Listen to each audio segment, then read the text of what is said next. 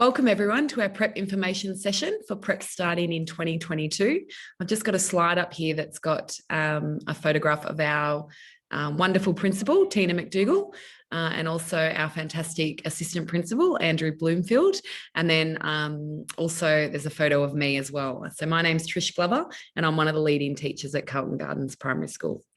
So I just wanted to welcome you all tonight. This is just a information session that just gives you an overview of Carlton Gardens.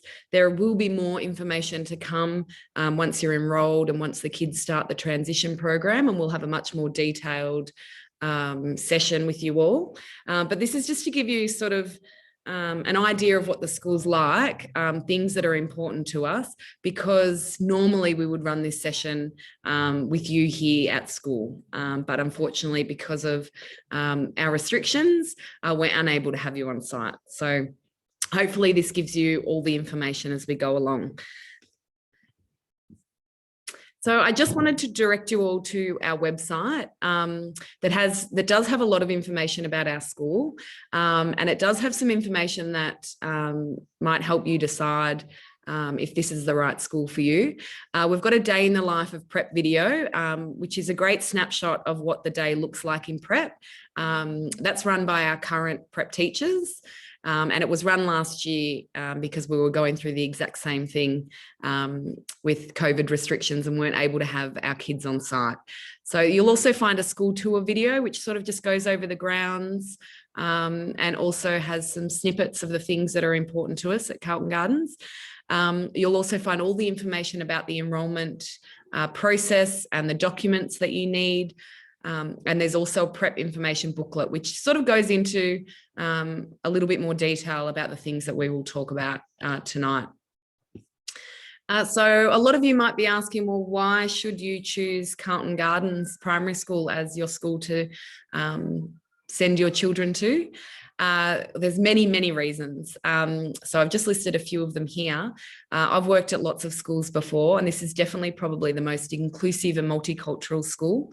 The kids here really, they care for each other. They want to see each other succeed. There's a real sense of community amongst the kids here, which is fantastic. Also the dedication of our staff. Like I said, I've worked at many schools before, and the dedication of the staff here at Carlton Gardens is really second to none. They are extremely motivated. They put the needs of the kids first. They're constantly trying to improve their practice and become better. They really are just fantastic. We do have really good academic results. So if you were to look on the My Schools website or compare us to other like schools, we do really well in regards to our NAPREP plan results. We're a school where the students and student learning are at the centre of pretty much everything we do. We design our timetables around that. We, design all of our learning experiences around that. They really are, it's always at the centre of what we do. And that gets us to my next point, which that we are a PLC school, which is a professional learning community. We're recognised as a professional learning community, and there are only about, I think, 4 in the state or maybe even the nation that are. And that just basically means that we're educators that meet regularly to share our expertise, to analyse student data, to work and plan instruction, and do it all collaboratively with the shared goal of improving our teaching and the performance of our students. So it's sort of at the heart of everything that we do here. When we're meeting as a PLC, there's always 4 questions that sort of are at the forefront of what we're thinking. And it's what do we expect our students to learn? The second question is, how will we know if our students have learnt what it is we've established we want them to learn? We also need to consider how will we respond in our teaching if there are students who do not learn what we've established they need to. And the fourth one is always we're considering what how will we extend and enrich the learning so that to cater for those students who already know the content that we're teaching. So that as a PLC school, we are always differentiating our learning and teaching to make sure that we're accommodating for all of our students and their needs. There are many, many more reasons why you would choose this school, but they're some of our main highlights. I do want to let you all know that we have building works going on at the school. We were fortunate to receive over $10 million for these building works, and they were due to commence at the start of the year, but it's now September 2021. So we're hoping in the next few weeks they'll get started, and the works should be completed by mid-2023. So we're getting a 4-story new building at the back of our site, and it will cater for an art room, a music room, toilets, approximately 8 extra classrooms, as well as a staff room. One of the highlights of the building is actually that there is a very safe slide that takes the kids from level 1 down to the ground. That's something that they're extremely excited about, and I think they actually had input into the design of that. But the building, there will be more information to come around the building and what it will look like. We're just waiting for the minister to sign off on the plans.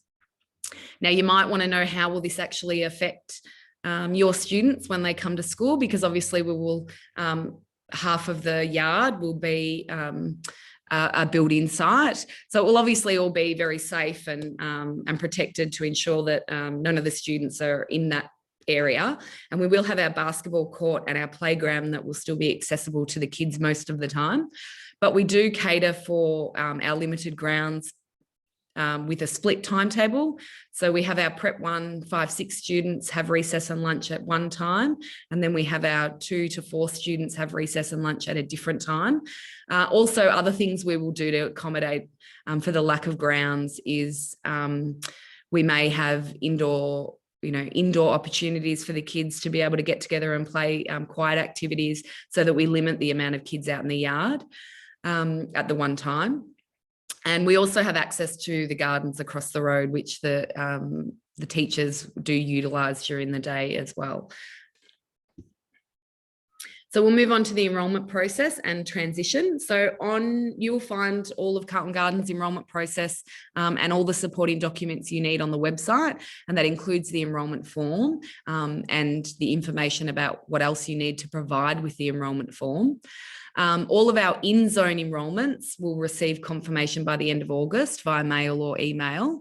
And this confirmation will include all the information about our prep transition sessions, which at this stage are scheduled to run in October, providing we're out of restrictions.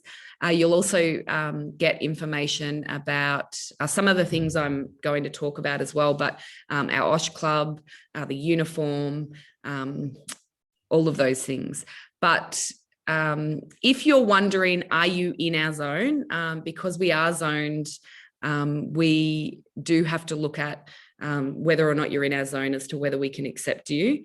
Have a look on our website. We have the zone on there, so you can have a look and see if your home address falls within that zone. But if you have any questions about the zone, or if you are or aren't in it, please feel free to call the school, and our office staff will be able to help you with that. So the curriculum at Carlton Gardens, this is an overview of what it traditionally looks like. I'll talk about the changes because of remote learning. But so we have English, which includes reading, writing, and language conventions, which is spelling, punctuation, and grammar.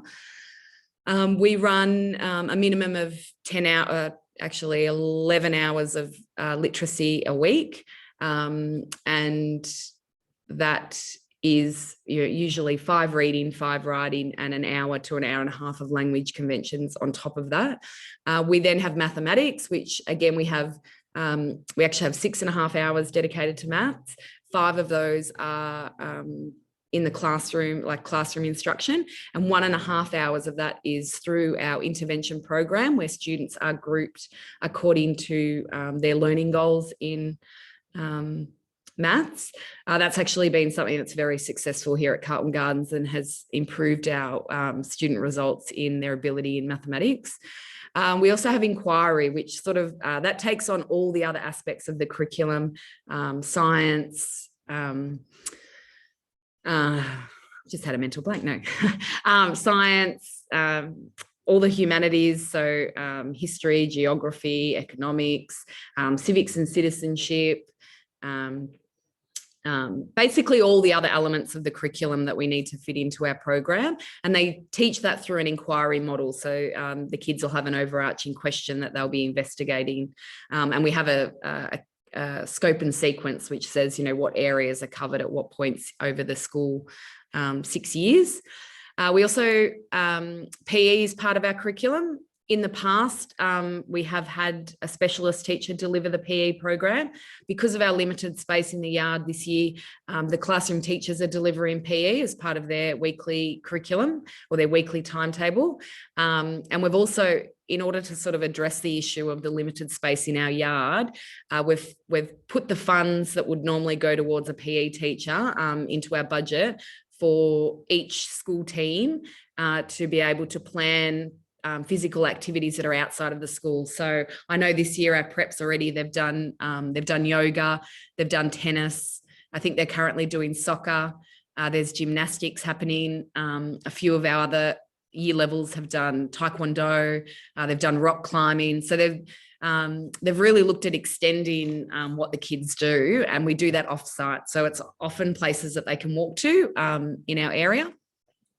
And then ICT, which is the information communication technology, is really important at Carlton Gardens. Every classroom has an interactive whiteboard, which is used throughout the school day in pretty much every lesson. We also use iPads in our prep to twos. So we have banks of iPads that are available for each year level or each classroom to use. And then we have a BYOD program for our 3 to 6s, which is a bring your own device. So every student has their own device from grades 3 to 6. And then our assistant principal is very big into his tech. So we have lots of things that the kids have access to, like the green screen, different recording technologies. So yeah, it is something that's very much a part of what we do here.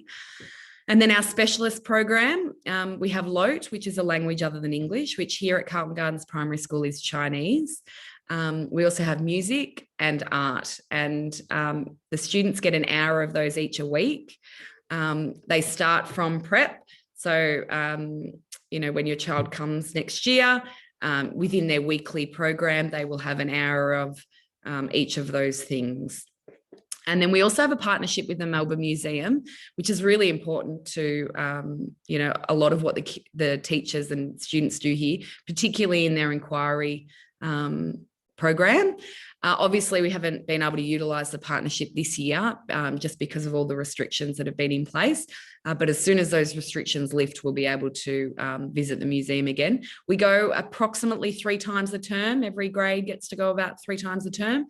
So it's a fantastic resource that we have across the road. I'll just go back to the curriculum because we had a question on differentiation. And I did touch on it before when I talked about PLC, but how do we differentiate for our students for all the different student learning levels across a grade? Because I know when, prep students start, we have some students coming in and they can already read, they already have an understanding of writing, or they already have really good mathematical knowledge. And then other students who, they haven't learnt their alphabet yet, or they're still at those early stages. Because we run both our English and maths lessons as workshops, where we have time where the teacher models a particular skill, and then the students have independent time to practice either the skill that they were shown or their own individual learning goals. And during that time, teachers will conference with the students, or they will run small group targeted teaching groups that it allows them to target the needs of the kids. So the child that already knows how to read or has already started reading, the teacher can work with them on more difficult texts or more difficult skills. And then the students that haven't quite learned their alphabet, the teacher is able to work with them on those needs. So the workshop model really allows us to make sure that we're differentiating to all our students and their needs. So I said before, we do have OHS Club here at the school. It's run by OHS Club, which is a private organisation. It's available before school from 7 a.m. till 8:50 when we start school, and after school, which is 3:30 until 6 o'clock. They also run a vacation program during the school holidays and curriculum days, which is 7:30 till 6. So if you're if you work part-time or full-time, or you need care at any time, you'll be able to access that program. The OHS Club contact number is there just up on the screen if you have any specific questions about the program. But you can also, if you search OHS Club on the internet, OHS Club Carlton Gardens, you'll get their page about Carlton Gardens and what's involved in enrolling or registering your child. But there will be further information about registering for OHS Club once you get confirmation of your enrolment. We have a compulsory uniform at Carlton Gardens. And it's available for purchase from Bob Stewart, which is our provider. You can either go in store or you can buy it online. And then once you've purchased it or put your order in with them, it gets delivered to the school for us to be able to pass on to you. But again, further information about that is available once you enroll. But if you want the specifics of the uniform at Carlton Gardens, or the policy around what is and isn't allowed, you can find that on our website as well, our uniform policy.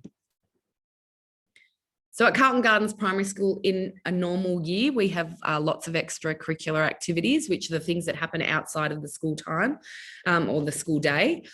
But because of both the building works and COVID restrictions, we currently only have 2 extracurricular activities operating. That's instrumental music, so there's keyboard, singing, guitar, drums and brass available, and Kelly Sports, which is a sports program that runs, I think, 2 nights a week on our basketball court. Obviously, once our building is complete and we have access to a lot more space, we'll look at implementing some of the extracurricular activities that we have in the past, which has included dance, martial arts, French, Chinese, Robo Kids, but we're always open to offering other extracurricular activities, and we will do so once our building works have been completed. So now it's question time. So I've had a lot of questions come in regards to a few different things. So I'll just touch base on some of those. We had someone ask how many children are in each prep class, and how many prep classes is there likely to be. So we like to keep our numbers in the preps to about 20 to 22. We generally, our principal will appoint a classroom teacher for every approximately 20 enrolments. This year, we have 3 prep classrooms, which all have, I think they are sitting on 22.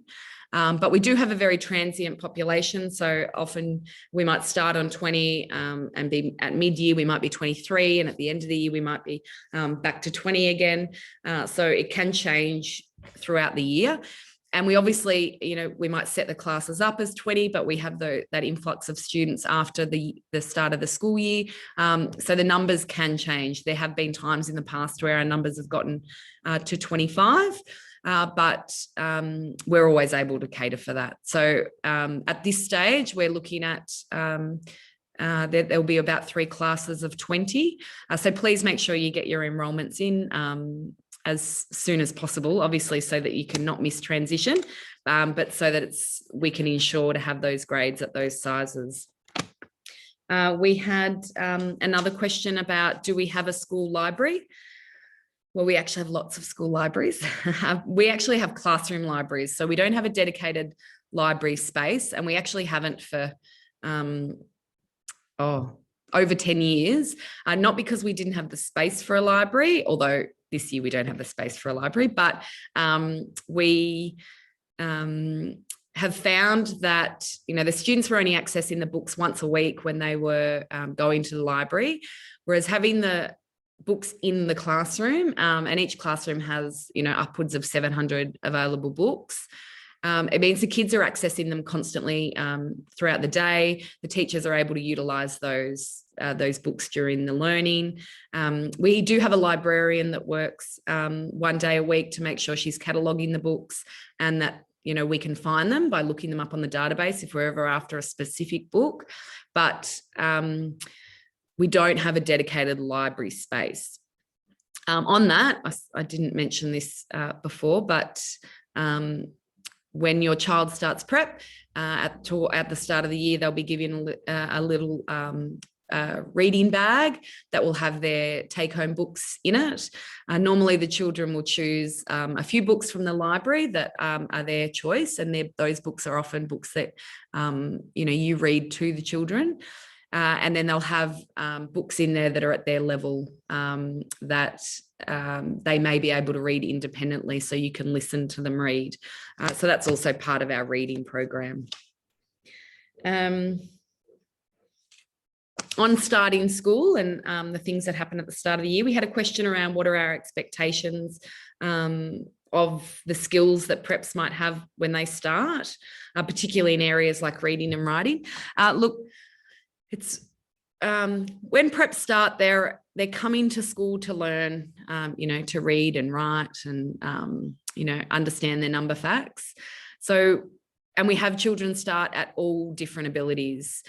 While it's great if they can do some of the things, like they can write their name, or they might know the letter names of the alphabet, or they can count to 10 and be familiar with numbers up to 10. It's not expected that they will, because that's obviously they're coming to school to learn those things. Probably what's more important in starting school is some of those other skills that support the teachers to be able to deliver the program. Often independence is a big one. So making sure that your child, they can pack their own bag, their own school bag, so be able to put things inside and take them out, that they can open their own lunch boxes, that they can, fill their own drink bottles, take their jumpers on and off. Things like that really support the teacher in making sure that, they're able to deliver the program without spending too much time on those. Obviously, if they don't have those things, that's okay too. But it would be great if you can work on those things with your children. But there is more in the book, in the information booklet that you'll get once you enroll. We do have lots of information about, things that you can start to do with your children to help get them ready for school. And that does include information about literacy and numeracy. But if you are after more information about that, the Department of Education actually has some parent books. They have a literacy parent book and a numeracy parent book, and it sort of goes through the stages of development and what you can expect at certain years. And so there's some good pointers and tips on what things that you can do at home in there. So if you just search Department of Education literacy parent booklet, it should come up.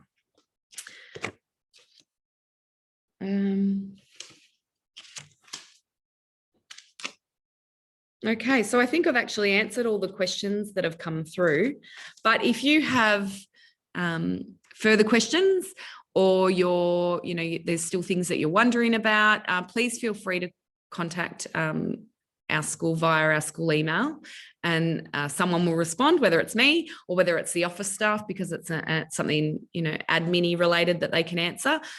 Please feel free to email us on carlton.gardens.ps@education.vic.gov.au. I'm looking forward to meeting you all.